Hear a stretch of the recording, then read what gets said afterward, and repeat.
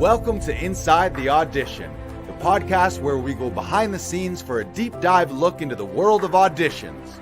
I'm Joe Lars Larson, creator of Actors Audition Club, an international community helping actors book your dream roles in TV, film, and theater. And I'm Brandon Knox, actor, producer, and co-host. Each episode, we chat with actors and industry professionals to share their audition experiences, insights, and advice. We provide actors with actionable tips, strategies, and resources to help you elevate your auditions. We demystify the often intimidating and misunderstood world of auditions to help you succeed.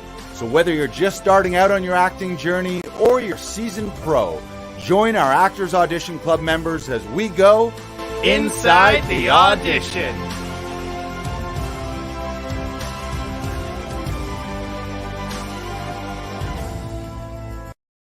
Well, hello there, Brandon Knox. Hello, Joey Freddie Larson. It's a pleasure to see you here at episode 161 of Inside the Audition podcast. Hello, Facebook. Hello, YouTube. Hello, Instagram. I think we're streaming live on Instagram, maybe. So hello. We're coming down to the end of 2023. So we got a couple big final episodes. I would call this part one of our end of year episode. And we'll do another one next week to close out the year. I always find end of the year is a great time to review the year. It's a great time to review your accomplishment, what went well, what worked, what didn't work, what you want to change, and then start looking forward to 2024, what you want to have happen, what you want to manifest in your life and in your career. And specifically today, we're going to talk about a little shift, not a little shift, but talking about a massive shift in identity. So just to frame this episode, some of you may know, and I know you know this, Brandon, last week, I guess, was it last week or the week before? Early December, I was down in LA and I was in Laguna Beach. I was down there originally for a 3-day business conference called Business by Design Live through my business coach, James Wedmore. For those that don't know, I know we talk about him a lot on the podcast, but James is a multiple 7-figure digital business owner. He actually has a film school degree. His major is in film school. He went to film school way back in the day. Then he built a business helping entrepreneurs rank videos on YouTube. So he put together a 7-figure business on YouTube videos and YouTube marketing, how to rank. And then he shifted more to not general business, but digital business training. I'm wearing some of his swag right here as the digital CEO of Actors Audition Club. And I've got his launch mode hat on here. So shout out to James. But that was an incredible event for business owners, all kinds of entrepreneurs across every industry. There was even some creatives in the TV film industry as well that I was able to connect with. He had some incredible keynote speakers, and it was a great mix of motivation, inspiration, but then actual tactical strategy, often panels of experts talking about something specific in business and sharing their successes and sharing actual tactical strategy type things. And one of the things I did while I was down there is I joined their next level coaching program called Next Level, which I'm super excited about. Just gives you access to their, not just James, but to an entire team of coaches.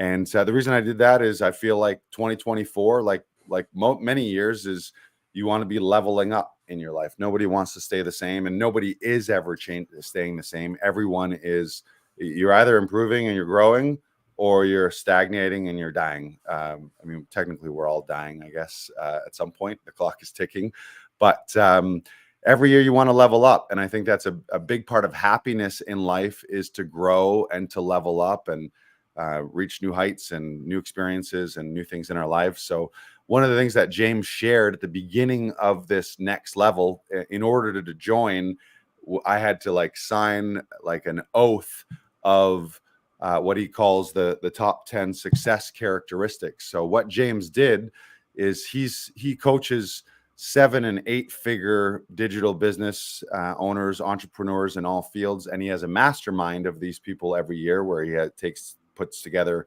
10, 20, 30 of them and they do retreats and they share their best practices. And he studied them, did a survey of them, and he's put together for next level members, in order to join, he put together this list of the top 10 characteristics for success. So today we're going to go through those. And some of you might be thinking, well, I'm an actor. What is the top 10 characteristics for success as it relates to a business owner or entrepreneur have something to do with me? How does that relate to me? And the answer is it has everything to do with you, because everything is everything. We learned from Tom Todoroff that to be an actor is to be a professional human being. So if I'm sharing top 10 characteristics for success as a human, as an entrepreneur, as a business owner, all of that applies to actors, and we'll specify and clarify how this applies to actors. But what I would like people to do when we go through the list, yourself included, Brandon, is just jot down each point, and you can put a check mark or an X beside it if you think it's something that you need to work on yourself. You can even score yourself if you want to score yourself on a 1 to 5 or a 1 to 10 scale, and just think about these things, where you stand. And why is this important? It's important because I've been thinking a lot of this lately, and it's because I've had a lot of great coaching. The idea of be, do, have. In order to get and have the life that you want, have the success that you want, have the accolades, have the results, have the money, have the IMDb credits, whatever it is you want in life, you actually need to start with who you are being, and then what you are doing, and then the result of being that being and doing those things, then you'll end up having those things. Where a lot of people go backwards. They start with what they have in their current circumstances. And just as a very general example, in the acting world, maybe someone will say, oh, I'll take classes, or I'll invest in headshots, or I'll invest in a demo reel, or I'll invest in my auditions when I have the money. So they start with have, but your have is your current circumstances. So if you don't have the things that you want right now, you're limited by your current circumstances. And then you say, well, I can't do those things because I don't have the money. And then so you can't be the actor or be the person that you ultimately wanted to be in your life, because you're limited by your current circumstances. So all of this is framed in order to have a massive shift in your life, you need to have first a massive shift in who your identity is, meaning who you are being. So you start with the end in mind. You think forward to, if all of my dreams came true and I was the exact person that I wanted to be, who would I be first? And then once you're in alignment with that identity, then you can go, okay, what does someone who is being that person, what do they do? And then you do those things. And then eventually, if you're being that person and doing those things that that person does, then you'll have all the things that you want to have. So actors out here listening, think of, okay, if I was at the top level of my game, all my dreams come true, I'm in a lead in a series, I'm a lead in a movie. What does that person look like? How do they operate? Are they doing voice and speech classes every week? Are they attending workshops? Are they reading plays? Are they attending plays? Are they networking with other like-minded people? So just start with the identity. And there's a little quote here. This is actually from Jim Fortin, who's a massive success guru, might have even trademarked the phrase be, do, have, is your results as a human being or as an actor are only as good as the being doing the doing. So I can get, like, you can, and this happens all the time. People go to a weekend workshop, or they read a book, or they take a class, and then they find that nothing really changes, even though somebody might have given the keys to the kingdom. Like, I gave you you go to some workshops and it's like, here are the 10 things you need to do. This is the exact playlist, the exact strategy. And then people go back to doing things the way they were always doing. And it's because they haven't shifted their identity. So if I give you the game plan and the exact strategy or the exact program to follow, it doesn't work unless you first start with shifting your identity. That makes sense so far, Brandon? Yeah. So what you're basically saying is that you want to let discipline be the thing that lets you fuel your life, because motivation comes and goes, correct? Yeah, that's a big part of it. It's not just discipline, because I mean, discipline is one part of your identity as a Well, person. discipline is doing the work every day, Right. right? Like, Right. is doing it consistently, even when things aren't seeming as good as they can, to motivate you to do Right. something else. Like, if you keep your discipline going and you keep doing something consistently over and over and over again, you will eventually get better, and like more inspiration, more motivation will come from that, because you're doing things every day. Absolutely. Yeah. Yeah, and a good definition of discipline is doing the things you know you need to do, whether or not you feel like it. Yeah. Yeah. It's like to be Yeah. like, yeah, there's plenty of things we don't want to do, but if you're disciplined, you just do it because you know that it's going to get you those results. But but the point is, it all has to start with identity. Like someone who wants to be healthy and fit, they need to be walking around feeling and thinking, I'm a healthy and fit person who follows healthy, who has healthy habits and who eats clean. Rather than if you walk around and you think, oh, I'm a piece of crap and I never eat well and I don't ever exercise and who cares about that stuff? It's like that's your identity. And another thing that James mentioned too is it's almost all like who we are as human beings is really just stories that we've made up about ourselves, or a parent said something, a friend said something, a teacher said something, someone on social media said something. So it's just this amalgamation of stories, whether they're true or not. Some of the stories about yourself are beneficial, some of them are harmful, and a lot of stories that people have about themselves straight up sabotage your results before you even get started, because you've got this story in your head. Like, I'll give you the example of an actor might say, oh, well, I just don't memorize lines, or I can never remember lines. Well, how's that actor ever gonna be given a lead role in a play, for example, especially in a play where there's no cut? It's like, if you're going to be on stage the whole time and you can't learn lines, well, what are you going to do? Or someone might say, I never get the breaks, or casting just doesn't want to see me, or I'm just not the right type, or all these stories. I didn't have enough time, like all that stuff. So to shift any results in your life, you got to start by shifting your identity. And so we're going to go through this top 10 characteristics of success. Some of these, they might trigger people in a certain way. You might feel like you called yourself out a little bit. I know that some of these, I see them, I'm like, oh shit, I got to work on that. So these are the top 10 characteristics for success. Number one is, and I'm going to say all these as statements too. So to start saying them like affirmations rather than just a generic statement that's someone else, I'm going to say them as I am statements, because those are the stories that fuck us up, where we're saying I am insert unhelpful thing into our lives. So the more, be very conscious of all of your I am statements, and really treat your words and these statements as like the pure truth, almost like you hear about the things like The Secret and manifestation, and our words are powerful, our words to ourselves.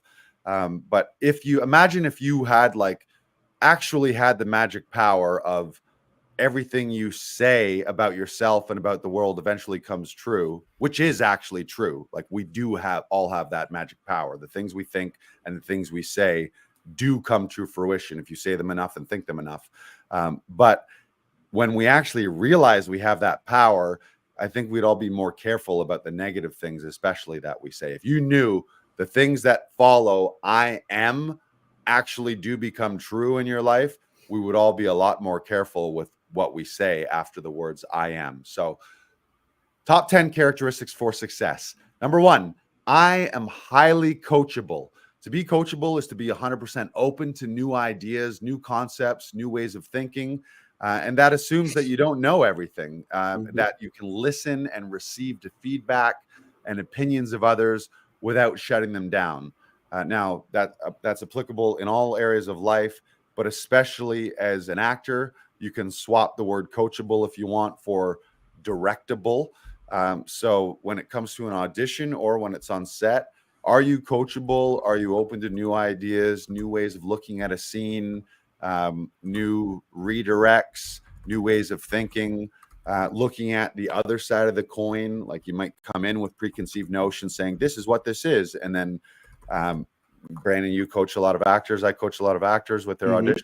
We get coaching from Tom in our classes. And it's really tough to help someone if they're just like, no, this is the way I see it, and this is the way it is. That's fine. And there's something to say for being taking agency and ownership of, I mean, it is your scene and it is your character and your role and it's your life. So you have those choices. But if you're not open to being coachable and open to new ideas, you can miss stuff. You can miss your blind spots.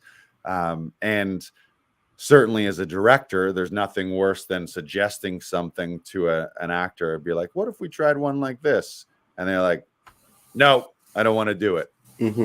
And a casting director, like often if you're lucky enough to have a live audition, either via Zoom or in a room, often the reason they're going to give you a redirect is just to see if you are directable, if you can take some coaching, if you're malleable and adaptable.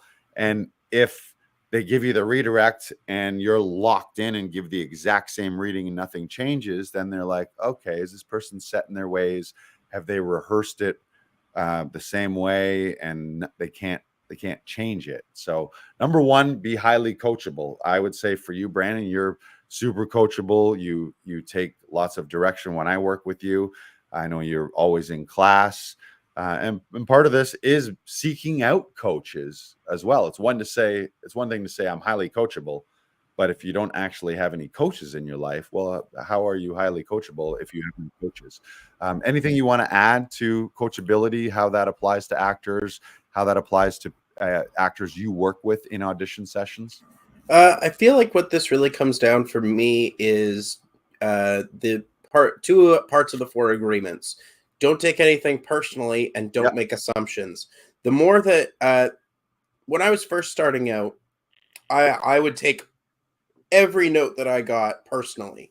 Right. Because I felt like if I'm getting a note, then I'm doing something wrong. I'm doing it wrong. Yeah. And that's not the mentality that you can have, especially when you're working on set or in the theater or like wherever. Or even in our back room working on self-tapes on auditions. Right. Like we're here to make things better. We're here to enhance those things because we're a team. Once you step into our self-tape room, once you step on set, once you step into the theater, you're part of that team. And we're all working to make things better for all of us. Right. And it's if you can't be malleable, if you can't be coachable, if you can't take those directions, then you might not get hired again. Like they might see you as someone that just can't get it done.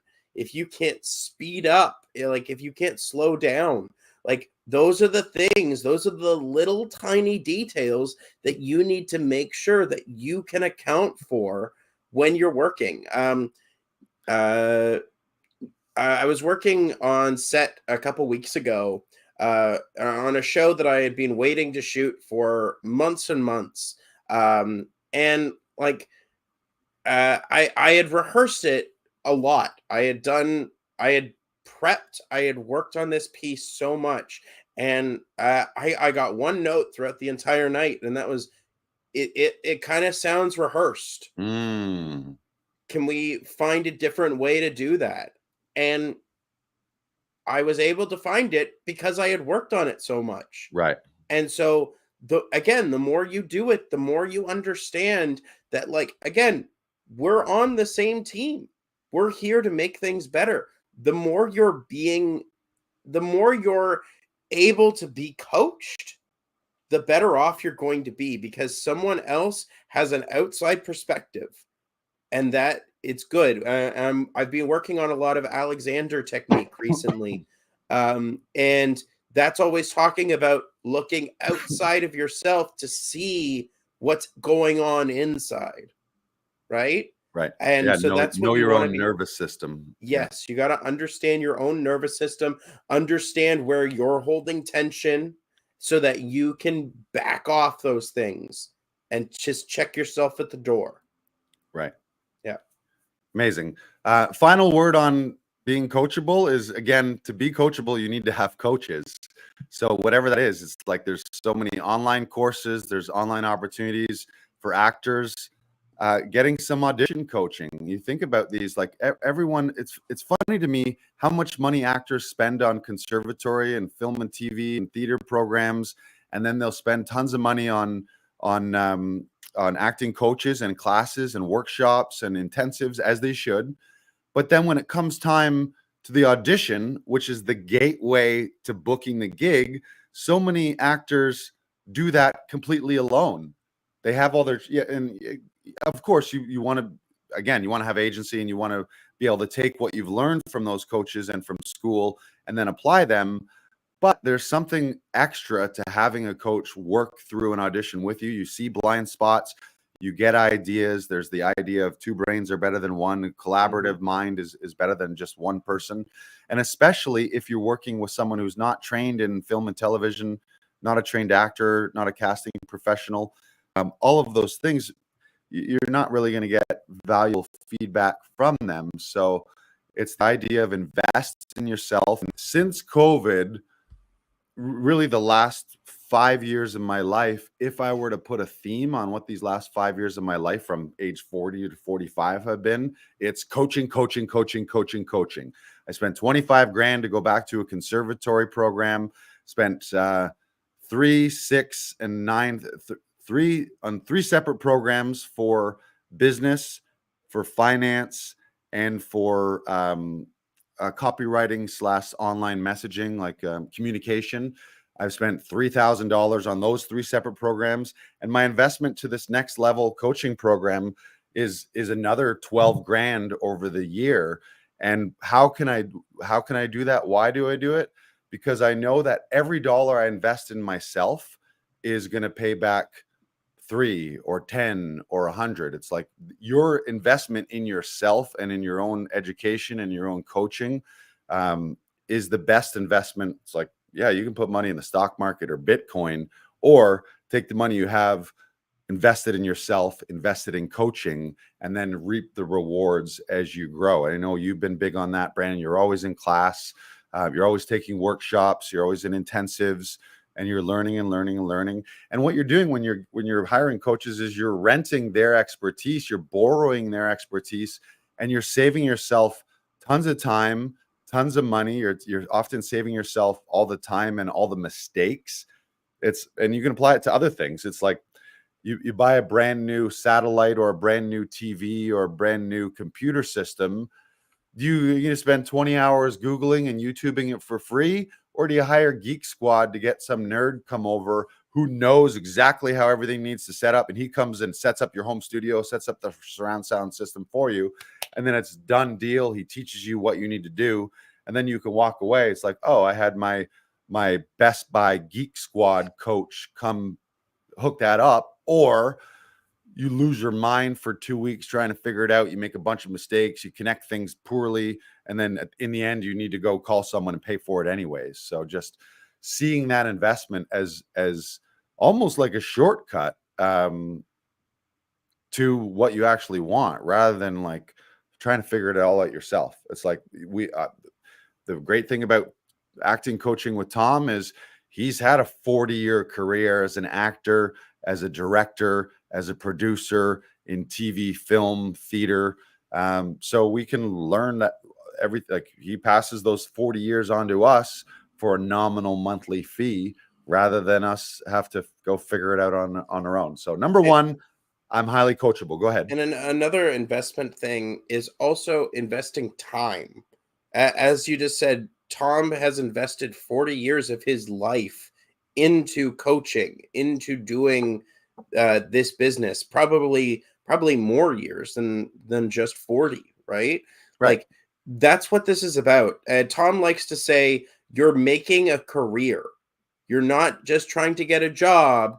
You're working towards having a career. Right. And that has longevity to it. So the more time you invest in these things, the more you seek out coaches that will help you, the better off you're going to be. Love it. Excuse me and pardon me for the coughing today. I'm getting over something here. Number 2, I am in integrity. Being integrity is about being your word. Essentially, it's do what you say you're going to do or don't say it. And we all have slips and falls on that one. I know that's something that I definitely have to work in, especially in the business, being a business owner. There's a lot of things on my plate, and there's a lot of things that often, like I'll even say to you, I'll give you an example. The intro to this podcast is something that I've said to you probably a dozen times. Oh, next week we got to record that. And we haven't done it yet. So that's something that I feel out of integrity on. And that's a real dangerous, slippery slope, because the more you say things, the more you say you're going to do things and then don't do them, the less you trust yourself. Mhm. And the more you start to feel things I say are bullshit, which is not a good feeling for yourself. And it's certainly, if other people get used to that, we all know people in our lives where they're like, yeah, I'll try to come by. And in your head, you've immediately written them off. You're like, okay, yeah, you're going to try to come by, but I know you're not going to come. Or people say like, well, let's get coffee. We should get coffee sometime. That'd be great. And then every time you see them, when you bump into them, it's like, we should do this, but you never actually take the next step to be like, actually, let's pull out our calendar right now. Let's set the date, set the time, which is, in that example, that's where I've fallen short, where what I should have said is, we need to record the intro to this podcast. What is your schedule next week? Let's book a time, and then it's in my schedule, and then it's there. So just the idea of do what you say you're going to do or don't say it. And the more you can get that close to 100%, just you start to feel like everything that you say comes true because you actually follow through and do it. And you're great for that, Brandon. That's showing up, being here. You have impeccable reliability when someone books you. You've been running sessions for 3 years, so you've helped actors. You've helped hundreds of actors with probably thousands of auditions in those 3 years, and I can count on less than one hand the amount of times where you weren't early to the session, or where worst case scenario, something transit related happened, or maybe you were sick and you weren't able to show up. But if that's happened, it's probably happened on less than one hand, and it was always communicated very well in advance. So the actor was never left in the lurch wondering, oh my God, am I going to get this audition done? And I was never wondering, like basically, if you don't show up when I'm expecting you to show up, my assumption is that you died. It's not that, like, what, you know what I mean? Like, Yeah. and that's kind of what you want. You want people to be feeling like, oh my God, this guy always shows up. He's always here, always on time or ahead of time. What he says he's going to do, he does, so that when something doesn't happen, it's because something has gone wrong, or something way out of the ordinary, a family emergency, a sickness, an accident, a fire on the subway, those kind of things. So again, number 2 is you're in integrity. You say you're going to do something and it gets done, or you don't say it at all, which also comes down to something I think a lot of people need to learn is how to say no to things, because we all like to people please. Sometimes we overpromise and underdeliver.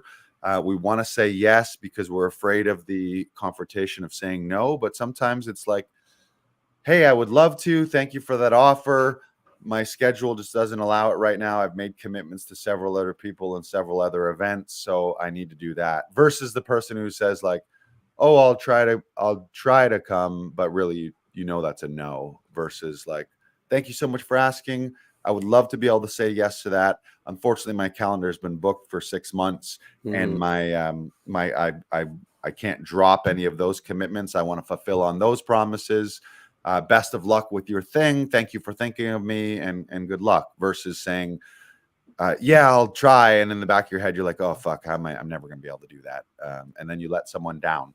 So it's also remembering that everything you say yes to means there's only so much time in a day and a week. So when you say yes to things, you're also saying no to other things. So we need to be able to say no to things in order to say yes to things. Mm-hmm. That makes sense? Yep. Anything you want to add to being integrity? Your time is valuable. And the more that you put precedence on the fact that your time is valuable, the better you're going to be. Because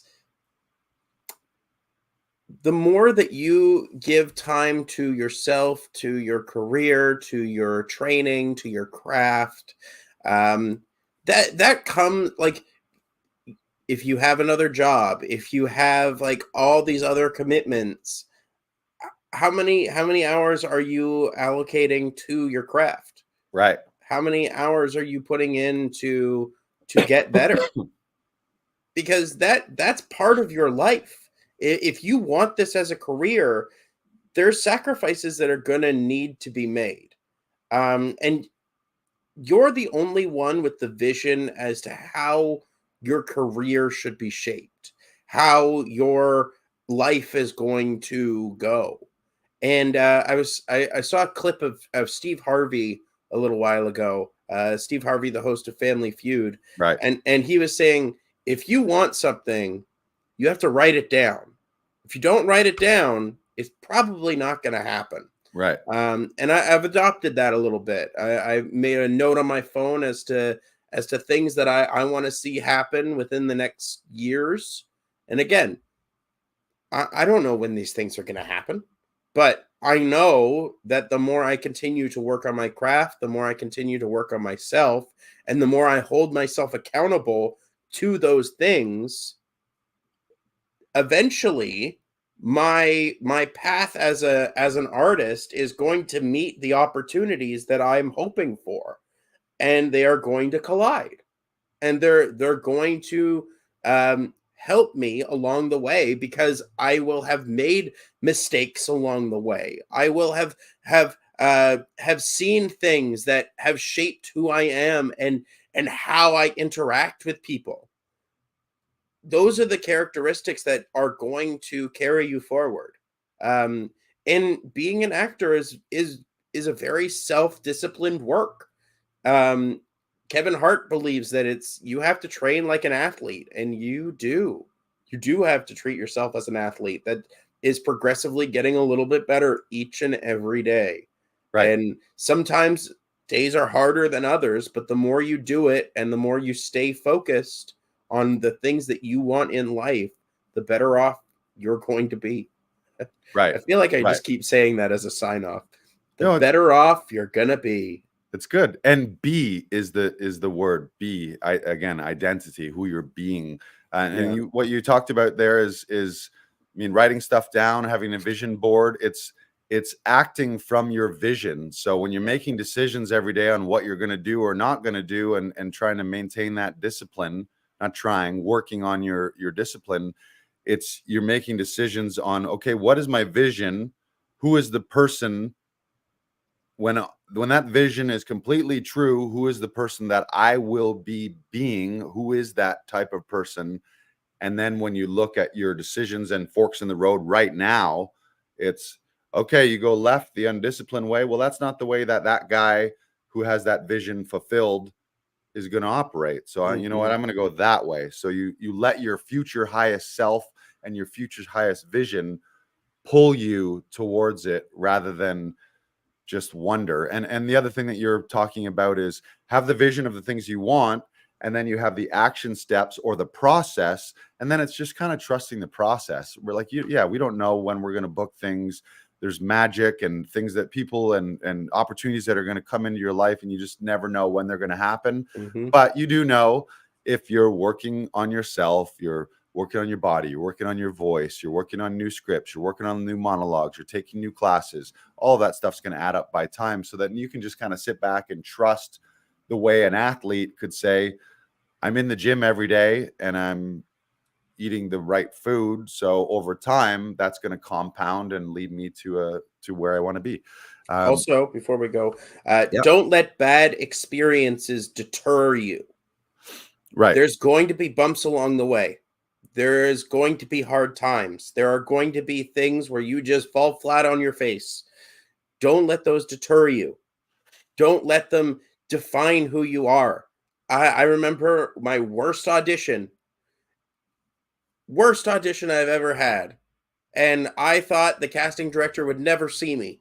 That Right. same week, that Right. casting director brought me back. I am forever Right. grateful for them. Right. Because you know what? They're like, yes, you had a bad experience. Keep going. Keep Right. doing it. Keep trying. The more you do, the better you're going to be. Yeah, people sometimes catastrophize, and you could have been like, "Oh my God, that casting director is never going to have me back. They're going to tell everyone in the industry that I'm terrible and I'm Yep. never going to work again, and I'm blacklisted forever." Number 3, and this relates to what you just said, but the number 3 characteristic, the third characteristic for success is I am radically responsible. Those who complain or blame are the victims. Being the victim is always the weakest choice. Whether it's justified or not, it's a weak choice, and it doesn't get you what you want in your life. Versus those people who take 100% responsibility for 100% of the things in their life, 100% of the time, they get the benefit of having full responsibility and full say in the outcome of our lives. Now, we all do this. It's so easy. Blame the government, blame the Republicans, blame the Democrats, blame Justin Trudeau, blame Biden, blame Trump, blame immigrants, blame Russians, blame Ukraine, blame Gaza, blame Israel, blame money, blame your dad, blame your parents, blame your kids, blame your neighbor, blame your shitty uncle, blame your molester, blame your all of these things, all of which are justified. And I'm not taking away the experience. Some people listening, how dare you? You need to listen to victims and listen. Yeah, listen to them, but you don't need to live in victimhood your whole life. It's the idea of, okay, are there things I could have taken responsibility for? Are there things that I could have done to avoid getting into that relationship? Are there things that I could have done to get out of that relationship earlier? Are there things that I could do to take control? Okay, yeah, maybe the government's doing some things I don't like right now, but how am I, again, taking agency and taking control? So the beautiful thing is, everyone who does that, if you see everything as your fault, when it goes well, you get all the accolades. You know, I did that. And when it doesn't go well, you get to look at yourself and find the lessons. And getting back to what you said, Brandon, about when things go bad, something that James Wedmore says, my business coach, is we always get we either get the result we want or the lesson we need. There's not really good or bad. We have expectations of things we want, and we make a made up bar, and we say, when I book this role with this many lines and this much money attached to it, with this much prestige, then I'll be successful. But this is a made up thing that you decided in your head. So it's, yeah, okay, did you get that result or not? Did you book the role or not? Well, what are the lessons that you can glean from that? And then as long as you learn the lessons that the universe is giving you in that bad scenario, where it's like, oh shit, maybe I shouldn't go down that path anymore. If you learn the lesson, then the next time, chances are you're going to get closer to getting the result that you want, which again, the results you want is just most likely an arbitrary expectation that you made up. So as humans, we're really funny, because we decide all these things, and goals are good, and all that stuff is good. But when you don't hit it and you don't get that result, if you beat the shit out of yourself and, oh, I'm a big loser and I'm never going to do this, and then that doesn't serve you either. And it's just an arbitrary target that you decided in the first place anyways. If you're like, oh, I want to book, my goal this year is to book 5 roles. Well, if you book 4, are you a piece of shit that is a no good actor? Or are you a guy that booked 4 roles and learned some lessons, and next year maybe you'll book more? But the idea of, don't be the victim. And this applies to actors. We learn this all the time from Tom, is a lot of the times on the paper, the negative is written. You could look at this as, oh, I'm a victim. This is a scene, I'm crying and sobbing and poor me. Or what we really want to see is, even if someone was put in a victim type role, the strongest choice is to fight and fight for yourself, fight to get out of that victim and to take control of the scene, or to take control of your scene partner, to influence the scene partner. So it works in life and it works on camera, is don't play the victim. Mark Rival, happy holidays to you, fellas. Yes. Nice to see you, Mark. Anything else you want to say on victimhood versus taking responsibility?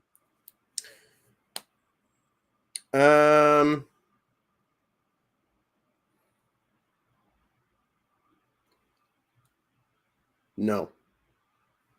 Good answer. It's all our fault, right? For good or bad, it's all your fault. And yeah, again, if you become victim, and then the worst thing about that is you give your personal power away is what you do, and then you just shrug your shoulders. Oh, it's the casting director. Oh, it's the writers. Oh, it's my agent. Oh, it's the producers. Oh, it's the economy. Oh, it's the strike. Oh, it's the this. Oh, it's the streamers. Oh, it's Bob Iger. It's fucking Ted Sarandon from Netflix. It's like you blame all those other people, and then it's like, and then it's great because nothing's my fault. It's all them.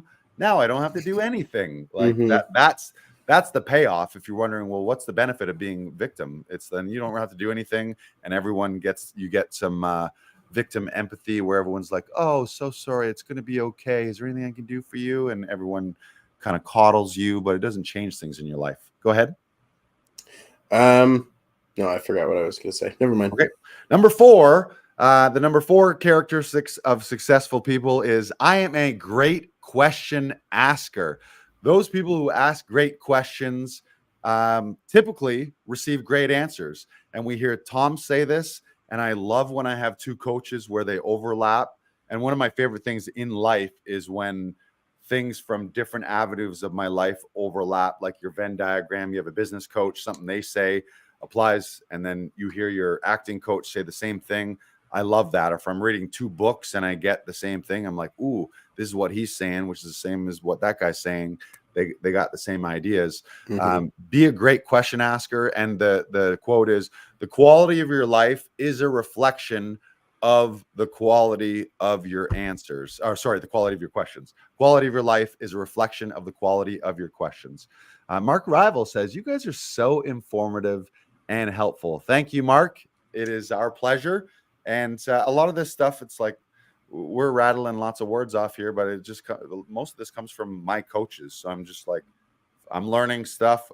We're still on we're not the be all and end all in life and as actors. Brandon and I are both going through our own journeys, but we want to share this with you. We're sharing things from our coaches that work for us, and then we're sharing it with you so you can knock around these ideas and try them on for size. Mark says, how was LA? It was fantastic. It was way too short. It was 80 degrees and sunny. It was beautiful. I finally did my pilgrimage to the top of Mount Hollywood, up by the Hollywood sign up there, to have some reflection and some manifestation, and to do the whole Jim Carrey Mulholland Drive manifestation where he wrote himself the $5 million check for services rendered. And then years later, it came true. So I had that experience in Hollywood, which I'd never done before. So it was amazing. It was incredible. I love the Hollywood. I love everything about. I love the nostalgia. I love being in Hollywood and knowing that, like, oh, years from now, so and so was in this, or years ago, someone was in this restaurant, or that's where they used to live, or so and so was on stage in this very room performing right there. I love old Hollywood and nostalgia Hollywood. I never get enough of it. So being a great question asker, anything you want to add to that? No, but it's off the point of like how connected things are, or like he ate here or he lived there. I always love how connected everyone is. Like Jude Law and Ewan McGregor were roommates, or right, like or like Cersei Lannister and the guy that played Bronn used to date. Like all those like little connections, right. Like everyone knows everyone, and like the community gets smaller as you start developing. And right. I love the quote of "You're welcome in rooms that you're already in." Right. I went to see a couple Stratford shows. The amount of people that I know in Stratford shows outweighs the number of people that I don't know. Right. And like that's kind of a wonderful thing, because I know that when eventually I do work at Stratford, I have all these friends that live there, that know the lay of the land, that I can walk in and they're gonna be like, "Oh, Brandon's in this? Right. Yeah!" And like that's a great feeling. That's really great. And knowing that you're part of this community and knowing that you're part of the team. We like to say a rising tide lifts all boats. Like that's the kind of mentality that you want to have going forward. It is that you're going to be welcome in all these rooms because you know everyone in these communities, and and like you may not know people right now, but you will down the line, because those people are staying here, they're still working, they're still honing their craft. And if you're Right. telling me that Shauna McKenna isn't taking classes, you got another thing coming. She's Right. always learning, they're always working, all of the greats are always trying to better themselves no matter what. Um, what was the point again? Let's not Number victimhood. 4 is I'm a great question asker. Something Great that I wanted question to add. asker. We is Yeah. what we learn in Todoroff is we learn the guideposts, Hmm. which are the physics of performance and the all the elements of storytelling. But really, what it then becomes is asking yourself a series of questions about yourself, the character, the Hmm. scene, the story, and then your performance becomes those answers. So Yeah. asking yourself, who am I and what is my relationship to this Hmm. person, and what is the strongest love relationship I can choose? What am I fighting for? What am Yep. I conflicted about? Hmm. What do I want in this scene? If you think about the moment before, what just happened? What is leading me into this next moment? Where am I coming from? The guidepost of opposites. Where can I play an opposite?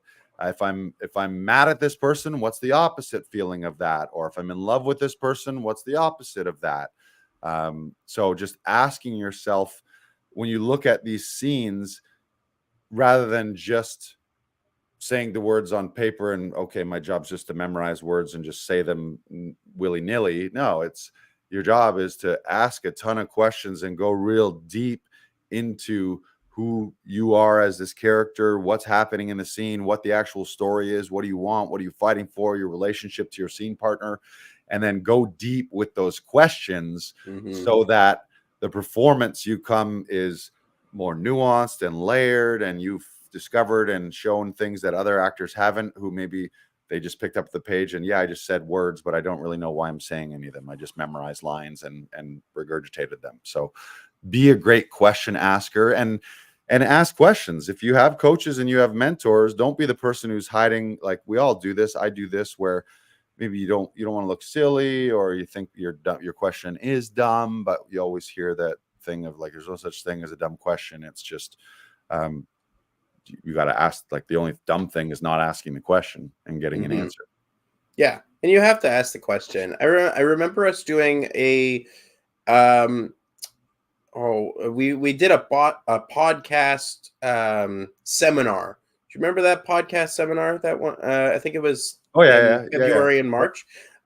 We did, and the first thing that we went into was a seminar about questions. And he started the lecture by saying, everyone always asks how, but Right. people rarely ask why. And I think it's important that you ask both. Why why am I not feeling this moment? How can I make this moment feel better for me? They kind of have to go hand in hand as an actor. Like, why am I here in this moment? Right. How can I make this moment, or how can I make the relationship with this place important for the viewer? So that, like, everything sort of has to go hand in hand with each other. And again, the more you ask these questions, the better off you're going to be. And Um, I'm with gonna sound relating like a broken to record saying that. no, it's great. With relating to why questions and how questions, there's a certain train of thought that people will say "fuck the how." You've probably heard that as a phrase. "Fuck the how." A lot of life is focus on the why. Why do you want something, and then just trust that like the how is like it's never gonna, especially in the world of acting, Hmm. whatever your goal is, your end in mind, perfect career, perfect life. It's never gonna go step by step exactly No, how you wanted. It's gonna no. twists and turns, and Mm-hmm. magic will happen, and big leaps, and then backwards fall from grace will happen, and then you'll fuck up, and then something good will come in. Like it can be convoluted. So don't get so caught up in the how. It's Simon Sinek, who's a big best-selling author. I think he has a book that says begin with why. Like all of your life, why do you want this? And that's often, it's a very childlike question too. You think of small little kids, why is the sky blue? Why? And it fucking drives you crazy. Yeah. Number 5 in the top 10 characteristics for success. Number 5, I am the dumbest person in the room. And it's the idea, if you're the smartest person in every room, then you're in the wrong rooms too often. So you don't want to be always the know-it-all, and be okay with I don't know, and be okay with being the noob. That's why it's great to go to these conferences. Like I went to this conference, to this business conference, and it's funny, like as an actor, as a performer, I'm very confident, but in that room, I was introverted because I'm around all these 6 and 7 figure digital business titans, and their thing is online digital business, and I'm still very much learning that stuff. So I did find myself having to really step out and ask questions, and be okay being like, okay, everyone I look around has a bigger business and potentially more money than I do right now in that realm. So it's be okay with that, be okay with not knowing all the answers, and then ask those questions. So that's why you take classes. That's why you go to workshops. That's why you join masterminds. That's why you read new books. And that's also, and it's not always just seeking out the answers that you want. It's look at both sides of things. I heard something from the author and success coach Jim Rohn, where he suggests people like read biographies on the people who you want to be, but also read biographies on people who you don't want to be, was his advice. It's like you want to learn both sides of humanity. So like he was like, read a book on Gandhi, then read a book on Hitler, and you'll learn both sides and be like, ooh, those are the things I want to be. Ooh, that's a path I don't want to go down. Like read, if you're into politics, don't read every book on written by the party that you believe in. Read the opposition, and get okay with debating things and learning new ideas, and looking at things from both sides of the coin, and understanding other people's perspectives. And you need to know the other side of the argument in order to strengthen yours. So if you believe something, it's worth examining people who believe the opposite, so that you can understand why they think that way, where they're coming from, so that you can understand them more as human beings, but also then you can bolster your arguments for your side of things, rather than, I think a big part of the world right now is everyone's in this like sound booth where they're just here, everyone's echo chamber of like only listening to people who have the exact same opinions that they do. So they think that their perspective is the be all and end all, rather than, oh, get a little from them. Like one thing I like to do too is I subscribe and listen to people who are like success coaches or gurus, but they're women who their primary audience is women or moms or mom, what do they call them? Mompreneurs. And I like getting that side of things too, because I don't want to just get the masculine macho side of things. I want to learn, okay, well, how are women looking at this? How are women actors looking at this? How are women entrepreneurs looking at this? And seeing that side of things too. So be the dumbest person in the room. I got to work on that. Yes. And there's a rule that I was talking with someone about, the 10,000 hours rule. Like the 10,000 hours can make you an expert of something. There's also a post 10,000 hours rule, where even after you've learned that thing, you've become an expert in it, you also continually have to humble yourself so that you can look at things again from an outside perspective, Right. so that you can get more of an idea of how someone is doing something, why they're doing it that way, And again, like that will bring things up for you. That will make you feel better. That will make you a better human being. So like we always keep saying like work to the 10,000 hours or do your 10,000 hours. But there's also a post 10,000 hours that keeps you continuously asking questions, that keeps you humble in what you're doing so that you can get better each and every day. Right. Yeah, and that's what mastery is. There's no end to mastery. And you look at the most successful people, they didn't become successful and then just kick back. Oh, I never read a book, never asked a question, never took another class. I just sip margaritas on a beach for the rest of my life. It'd be great, but it doesn't work that way. Again, because you're always either growing or you're stagnating and or dying. So you're like, there's no neutral. So yeah, the top people are continually learning and continually having that student mindset, beginner mindset, where you're not falling into the trap. The thing, there is a big trap to learning and to getting better and mastering the 10,000 hours, where you start to have that holier than thou. Well, I've been to conservatory, I take classes, I read the book, I'm so enlightened, I'm so woke, and then you start to put separation between you and others, where you're like, oh, he doesn't know what he's talking about because he hasn't taken the class that I have. Which is a trap. You know, you want to maintain that beginner's mindset, have the ability to try on new ideas and new beliefs, and something that is good is, even if you're entrenched in your belief, it's good to have beliefs and principles and a way of thinking and a way of feeling about life and society and people. But also you should question those on a regular basis too, and just be like, what assumptions am I making that maybe are false? What beliefs do I have that maybe aren't true? Because the reality is there kind of isn't an objective truth. Everyone just sees things the way they see it and through their own lens. And depending on where you were born and who your parents were and who your influences were, people around the world have different views of things. Is one right or wrong? Not really. It's just everyone kind of thinks different based on their own personal experience. So keep questioning that and be like, and that's some of the most beautiful, you hear stories about, you read, there was a documentary about like a neo-Nazi KKK, like the deepest, most racist skinhead you could possibly be. At some point in his life, he started questioning all that bullshit, met people of color that he got along with and realized they were good human beings, and realized how he was indoctrinated into this world of hate and racism maybe wasn't the be all and end all, and maybe wasn't serving him, and now is a completely different person. The only thing shitty is he's got fucking swastikas on his neck because he made a tattoo decision that was maybe not as reversible as he would like, but people can change. So be open to that change. Number 6 in the top 10 characteristics of success is I am respectful.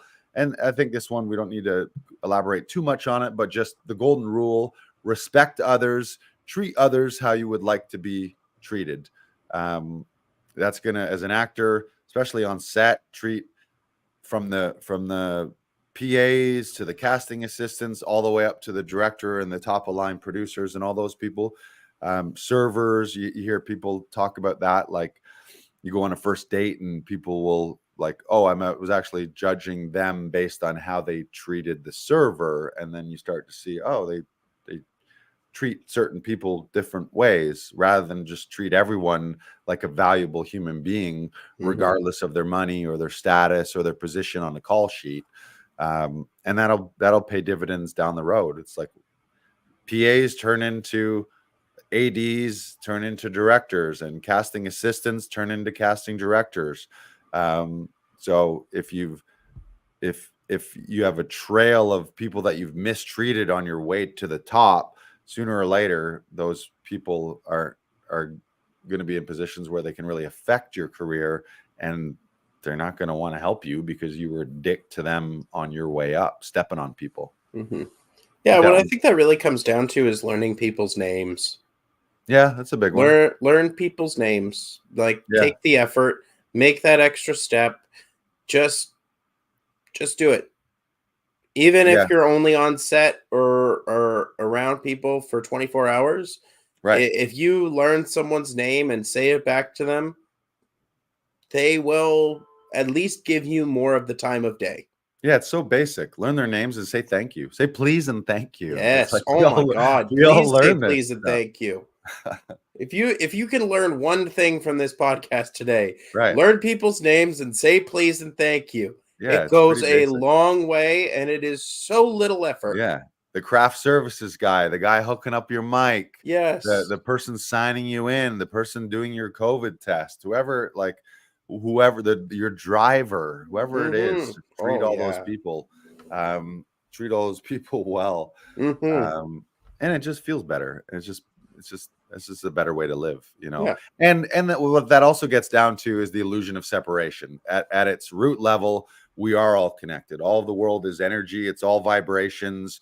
We're just recycled stardust in a meat suit right now. Mhm. Lucky enough to be alive when we are, but we are all connected. So it's not really, oh, you're different and I'm like, a lot of the root of all issues and the root of all a lot of fear and violence is thinking that you're different and I'm afraid of that, rather than thinking, oh, you're just a different version of me in a different timeline. You're me if I had grown up under those circumstances. You're me if I was black or if I was white or any of that stuff. Just see people as look at people in your eyes. And a fun trick is see everyone as babies too. It's just, oh, this is a little kid. All of us are just little boys and little girls who grew up, but a lot of our psychology and a lot of our issues are around us just wanting a little more love and an extra hug and an extra please and thank you. And that's what most of us want at its root level. So just be nice to people. Like you wouldn't be a dick to a little kid. Hopefully you wouldn't be. You want to be nice to people. So yeah, be respectful. Number 7 in the top 10 characteristics of success. Number 7 is I am in action. Action, action. We are actors, not thinkers or waiters, even though a lot of actors become waiters. You don't want to be a WAIT wait. Just I sit around and wait for everything to come to me. So it's being in action. It's not enough just to be open to learning. Yeah, take all the classes in the world, but if you don't take what you learn in that class and actually apply it to a scene or apply it to your rehearsal technique, or people read books and you learn all these tactics. You read a book on fitness, but if you go out and eat McDonald's every day and never go to the gym, well, great. You learned the fitness and success tips and tricks that are going to make you fit and healthy, but then you got to take the actual concrete actions to put those in place. I've been guilty of that. A lot of us are like serial learners or serial course takers, or you read a book where at the end of a chapter, it's like, here's the action step. Go do this, this, and this. Whether it's journaling or whether it's actually doing something in your life, setting something up tangibly. It's not enough just to have it all knocking around up here. I used to have a statue of the Rodin's The Thinker. You know that statue? It's a guy on a rock sitting here like this. And I used to Mhm. think thinking is good. Not that thinking isn't, like, philosophers and thinking is good. It's good to be thoughtful and it's good to think, but remaining in your head and only thinking, or Tom will say, like, you got to get out of your head as an actor. And most of us in our life got to get in our head, because what we're doing when we're thinking, we're usually thinking about shitty things that happened in the past and why they're holding us back now. And we're thinking about catastrophes that are going to happen in the future. And when we're doing that, we're rarely thinking about now. And now is where all of life happens, including acting. If you look at good actors, what do people say? Oh, they were so present. They were just there. They were in the moment. They were spontaneous. I couldn't even tell they were acting. They were just being and doing those things.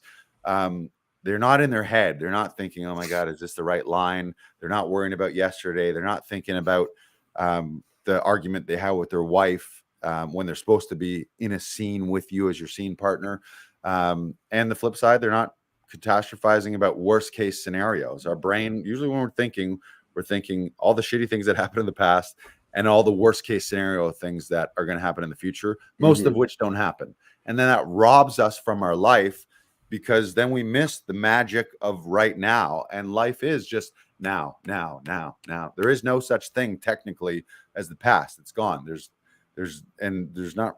is the future happening, but the future is just tomorrow's nows, if that makes sense. So be in action, be the person that when you're in a class, you learn something, and then the next time you're rehearsing or the next time you're doing a scene, you're actually applying that note, and then you're taking action on that thing.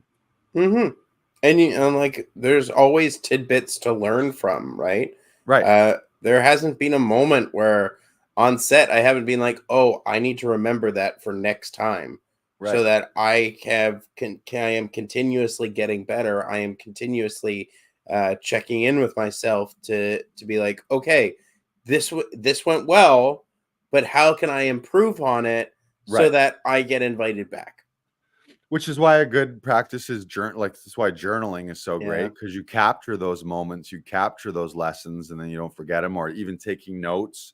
Like, the difference between someone who takes notes in a class or a workshop and who doesn't, it's like the person who does not taking notes is probably going to take 10% of what that other person took home, because we forget stuff, right? But yeah, it's take those actions. Yeah, apply what you learn. Knowledge is not power. There's that thing of like, knowledge is power. No, it's not. It's knowledge is good. Is better than being ignorant, I think, in most cases. But knowledge applied is power. Knowledge plus action. You learn a new thing and then you actually go apply it in your life, then you get the results. You can learn everything and then just still be the same person who up here has all the answers but is not doing anything different. So knowledge plus action, be in action. And that's for an actor, it's right in the name. I often think of that. It's like, we're not thinkers, we're not talkers, we're not waiters, we're actors. We act, we take action. That's what an actor is, So it's like, I think we forget that. And then people think, and people wait. They wait for an email from their agent. They wait for their big break. They get in their head about how people are thinking about, how are people thinking about me? How are people seeing me? Is this right? Is this wrong? Am I doing this right? Is this what they want? Rather than just take action. Number 8, in the top 10 characteristics for success. Number 8, I am abundant. Having an abundant mindset is one where you believe, and I would even put in brackets, not just you believe, but more of a knowing. I don't believe the sky is blue. I just look at it and, yeah, the sky's blue. I know the sky's blue. Having the belief and knowing that anything and everything is possible at all times. There's more than enough to go around. There's more abundance in the world. Not having a scarcity, starving artist mindset. And the idea of there's no such thing as competition. There's only collaboration. There's more than enough pie for people. You don't need to fight for your piece of pie. When someone else books a role, they didn't take anything away from you. They got something that's great. And because you know them, that's great, because there's proof that people get what they want and people's dreams come true. So just getting rid of that scarcity, clutching, oh, I need this. Like, what is meant for you will never pass you. Having that mentality as well. If it's something that is really meant for you and you put in the work and you take the actions to manifest that and have that attract that into your life and call that into your life, you'll get it. And if a role passes you, that wasn't yours.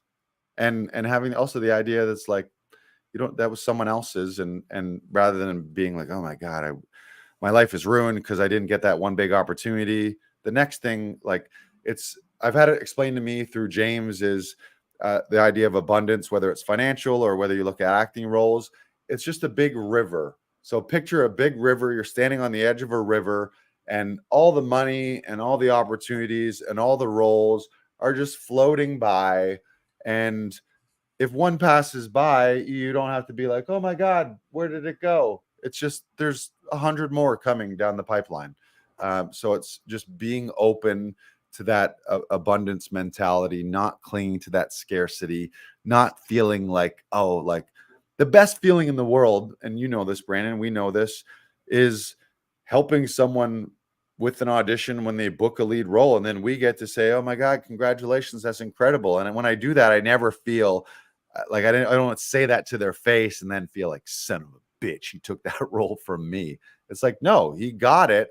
And rather than feel that way, like they took something away from me, I see it as proof, like, oh, I'm getting closer and closer to my dreams because I'm closer and closer in proximity of people who are getting closer and closer to their dreams. So yeah, the idea of rising tide lifts all boats.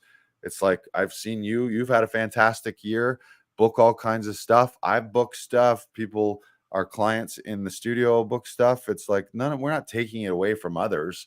When I book one, I'm not like, aha, I got it and you didn't get it, so fuck you. Like, I'm not thinking that at all. It's I get what I get, you get what you got, and there's more than enough to come around. Mm-hmm. And especially right now, any actor out there who's thinking, oh, woe is me, I'm an actor. I get it. Well, it was the strike, and while there were shutdowns or lockouts, or during COVID lockdowns, but there's more money put into productions than ever before. There's more film and television being produced than ever before. More video games, more voiceover, more media, more content, more billions and billions and billions and billions of dollars pumped into all these streamers than ever before. So there's more money in the world. And what do most governments do when they need more money? They're just printing more money. It's all made up anyway. So if it's all made up and you're playing in a made up system, you might as well just have fun and remind yourself that there's more than enough to go around, rather than think, oh my God, there's not enough. There's trillions and trillions and trillions and trillions and trillions of dollars. And it's all just a made up thing anyways. So have fun. Just believe in yourself. Yeah. Keep going. Yeah. Abundance mindset, man. There's so much out there, and what you'll get what's yours. Number 9 is I am vulnerable. Being vulnerable means having the courage to share what's actually under our masks of perfection. When we stop trying to look good, or when we can start to share openly and honestly, that's when some true coaching can begin. That's a fine line too. Sometimes people see vulnerability as like, oh, I just got to cry every time, or I just got to vent and unload my shit to everyone. There's a way to do things, but yeah, you want to be open and honest, and it does feel really good if something's genuinely bugging you, rather than putting on the mask of like, hey, how you doing? Oh, I'm great, everything's fine. But if you're like actually miserable inside, then to the right people in the right venues and in the right spaces, when it's safe to talk to someone, having the courage to share that stuff, and to be vulnerable. And vulnerability in our coaching with Tom Todoroff is actually a guidepost. So it's, what are you revealing or what are you concealing? If you have a vulnerability, where can you be vulnerable in a scene, and how are you showing it? Are you showing it by revealing it, or are you showing your vulnerability by, I'm actually putting up a little bit of a block because I don't want to show that to my scene partner. But just the idea of being open and vulnerable, and just trusting that you're enough, trusting that you can share your truths if you're going through some shit. That's something that I feel like I could definitely work. I feel like men in general, masculinity or toxic masculinity is often, oh, we got to be strong, and we got to have our shit together, and how dare you cry or be soft, or any of that stuff. I think gets drilled into us as some gender norms as we grow up, and it's something that doesn't serve us. So where can we be vulnerable? I like a saying, the people that are experts have gone through the darkest times, right? And like, and that's a vulnerable feeling when you're going through something that's dark and scary, and you're not really sure what the next step is. But right, the more you fight to figure out what that next step is, the better off that you're going to be. Right. I wonder Yeah, how it's many times okay. I've said that today. It's okay to feel like every once. I mean, you don't want to live there, but it's okay to feel lost. It's okay to Yeah. occasionally feel overwhelmed, to be fearful, to have stress, anxiety. But this actually comes to the next point. It's a great tie-in. Number 10 is I'm emotionally intelligent, and the point is we're all emotional creatures. That's our human beings. Mhm. We have these feelings and emotions, which are sometimes challenging and nebulous and weird, and they actually have a feeling to them too. Like a positive emotion, positive feeling feels great, and a negative one feels like shit, feels heavy, but we don't need to let emotions like fear, stress, frustration, anxiety, you don't need to stay there and let that fuel you. If you're making all your decisions out of fear, frustration, stress, anxiety, anger, you're going to make shitty decisions, and you're probably Mhm. going to hurt people in the Mhm. meantime as well too, because hurt people, and again, a lot of anger is just a mask for fear. You're actually afraid of something happening, so your way to deal with that is, oh, I'm going to be angry at the world and at my neighbors and at my um, people who do things different than I do, and you get mad at them, when really it's just you're afraid of something happening. So just be emotionally intelligent, recognize those feelings. I think it's take some time to talk that stuff out, Mhm. uh, to pause. It's like if you're really in a heightened sense of fear, frustration, stress, or anxiety, maybe that's not the time to click send on that email. Maybe that's not the time to go live on your Instagram or on a podcast and rant and rave something that maybe you're feeling in that moment, but you're going to say things that you regret later. So it's like, can you sleep on things? What have you built in your system to lean you back to positive emotions and positive Mhm. feelings? And I'll tie something that James, I think, is the best lesson I've ever learned, and the thing that I think about the most from James Wedmore, who's a business coach who you wouldn't think would give a piece of advice like this, but his thing that I think about the most and has been the most impactful in my life is, he said, when you feel negative feelings, so feelings of lack or feelings of fear, or all that, you can think something right now that makes your body feel like shit. You can, whether it's self-talk or worry about the future or something that happened in the past, if you ruminate on it, you can make your body feel like shit. And what he says is, when you're having those thoughts and those feelings, the reason that they feel heavy and out of alignment and they feel gross is because they're not the actual truth. The truth of abundance and the truth of you in the universe and the truth of universal energy is the universe is unlimited. We're all beings of light. We're all fully abundant. We're timeless. We're all millions of years old and made up of this stardust and this connected energy, and literally vibrations is what the whole universe is. That's the truth of the universe. And the truth is your highest self. And the truth is you could tap into source, universe, God, whatever you want to call it. Mhm. You can tap into that at any point, and that feels good. So when you're having those thoughts of, oh, I'm not enough, I'm shitty, it's not going to work, it used to be that I fucked up, all those feelings, they feel heavy because they are not the truth. Yeah. So that's helped me so many times where I'm like starting to ruminate or starting to slide down that path of shitty self-talk. And it's just like, no, no, no, no. The reason that doesn't feel good is because all of those thoughts are taking me away from my truth. And my truth is, I'm one with the universe. I am light. I am abundance. I am love. I am connected to everything. I'm connected to nature and the world. And I'm an infinite being with no limitations, except for those that I really, I mean, with the exception of being locked up in a prison.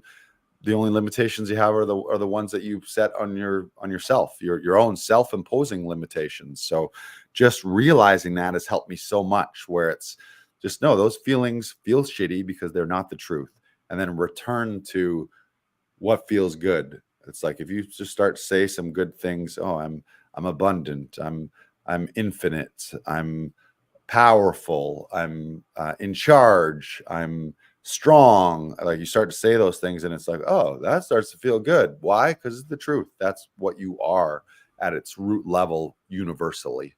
Mm-hmm. The thing that I've started doing recently is I'm excited. Right. I'm not scared. I'm Right. excited. Right. No matter what Yeah. it is, no matter how bleak the situation may be. There was a situation a couple weeks ago where I was doing a murder mystery gig, and one of the actors backed out last minute because of an injury, and I had to find a replacement. And I had to turn to someone who is a very capable performer, but has never seen the show, never read it before, and needed to learn it within a couple hours. Right. And the more I kept saying, no, I'm not scared. I'm excited. I know this person can do it. I know what this person is capable of. I know what I'm capable of. Let's Right. go out there and play. Right. I'm not scared. I'm excited. Say that to yourself every time that you're feeling unsure. The better off you're going to Yeah. be. Say Yeah, it you with me. The just better off you're going to the be. better off you're going to be. Yeah, it's the feeling of like, listen, everything's going to be okay. And I think part of that is I've heard Brendan Burchard uses the term mortality motivation. It's like once you realize the worst case scenario is you're going to die and that's inevitable, then it's like the rest of this ride is meant to be fun. It's meant to be light. It's meant to be full of experiences, and it's meant to be full of all the ups and downs. James will often say, I'm here for everything. I'm here for the good. I'm here for the bad. There's going to be ups. There's going to be downs. It's like, unfortunately, it seems like part of the human experience, unfortunately or fortunately, part of the human experience is also suffering. It's good times followed by bad times, followed by good times, followed by bad times. It's ups and downs. It's just the circle of life, the cycle of life. It's winter and then it's spring. It's periods of nothing and then it's periods of growth. So it's all there, right? So we just got to enjoy the ride and focus on the good stuff and not get hung up in the negative stuff and then suffering stuff of it. So that is the top 10 characteristics of success. I'm going to do a quick recap. So the top 10 characteristics of success are: I am highly coachable. I am in integrity. I am radically responsible. I am a great question asker. I am the dumbest person in the room. I am respectful. I am in action. I am abundant. I am vulnerable. And I am emotionally intelligent. So we give you those today. As you're looking at the end of the year, you want to make radical change in 2024. You got to start with who you're being, and then what are you doing? And then eventually you will have the life and the career and the things that you want. But it all starts with who you're being. So if you change who you are and who you are being and you change your identity, you look at those 10 things, and the more and more you're nudging yourself in that direction, you're going to start seeing, you're going to be doing things because you're a different being. So if you're being a certain person, well, person who is that person does different things. So your actions will start to follow who you're being, and then the results, what you have in your life, will start to change. So begin with the end in mind, begin with your highest self, begin with your identity, and then just follow that thought of be, do, have. And don't operate from, one of the worst things everyone can do is we tend to operate from our current circumstances. Oh, but I only have this much money. I only have this much. I only have this much agent. I only have this much time. I only have all these limiting factors. And then so you're stuck because you're only seeing, your blinders are on and you're only seeing your current reality and feeling like a victim. And that's not a successful place to operate from. Operate from what you want, and then work backwards. Who do I got to be to get that stuff? What do I have to do to get that stuff? And then magically, once you be and do, you will have. Sha-la-la-la. It's that easy, folks. And it's not necessarily that easy. It's being a human being and being an actor is a challenge, but that's why it's an up and down thing. And that's why you want to be in a community too. So you want to build a community. So if you're looking for a community, now's the great time to be joining Actors Audition Club. As you're looking forward to a new year, you want to change your auditions. You want to join a community that's growth minded. You want to join a community of a bunch of people that are rooting for you, bunch of industry professionals who are going to help coach you, help you see blind spots that maybe you're not seeing right now, maybe give you some better directions than your wife or your kid or your uncle or your random untrained neighbor might be doing. If you're doing your self-tapes by yourself, then you can go to laughingvikings.com/AAC and you can join today. We've still got a promotion where you can join for $1 for the first month, and that'll include your first audition sessions where you can hook up with a coach either virtually anywhere in the world via Zoom, or if you're in the Toronto area, you can come see us in the Toronto studio and we'll work with you on that audition. And you can enjoy the benefits of a collaborative environment where people are helping you and we're fighting for you and with you to produce a standout performance that ends up helping you book a lead role in one of your dream projects. Yes. So get it. Thank you for listening, for watching. This has been episode 161. We'll be back next year or next week.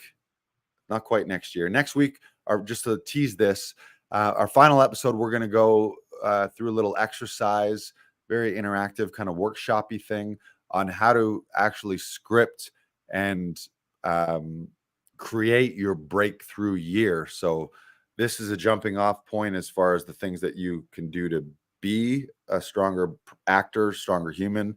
And then next week, we're going to take this and parlay that into, okay, let's look forward a year at the end of 2024.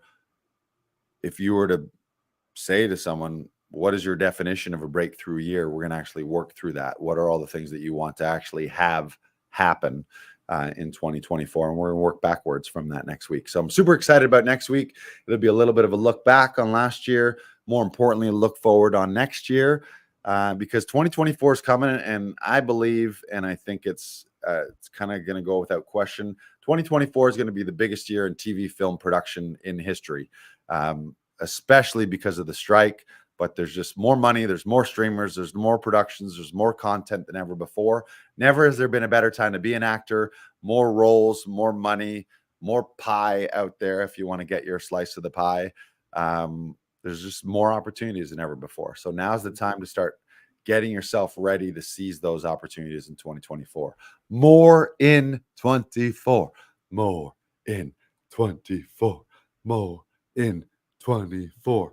Bye, everybody.